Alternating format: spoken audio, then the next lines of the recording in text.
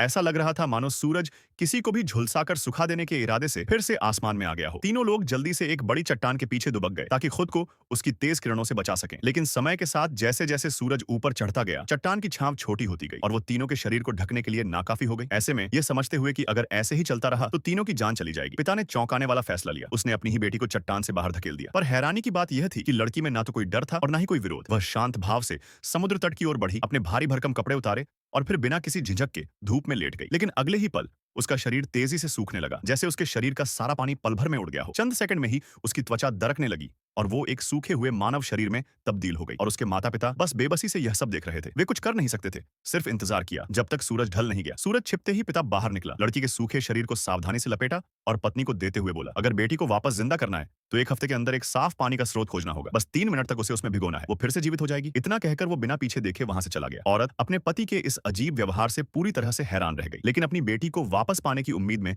उसने हिम्मत नहीं हारी। लंबी और कठिन यात्रा के बाद वह आखिरकार पवित्र गंगा नदी गंगाहंगा तक पहुंची। उसने एक पल भी बर्बाद किए बिना अपनी बेटी को उस साफ पानी में डुबो दिया। पर जो नजारा अगली ही पल देखने को मिला वो बेहद रहस्यमयी था। लड़की के हाथ पांव जैसे किसी स्पंज की तरह पानी में तेजी से फूलने लगे, वो भी अलौकिक गति से। महज 2.5 सेकंड में वह पूरी तरह से इंसानी रूप में वापस आ गई। फिर जैसे ही वह धीरे धीरे पानी से बाहर निकली, उसकी मां की आंखों में लंबे समय बाद खुशी की चमक लौट आई। उसने अपनी बेटी को गले से लगा लिया।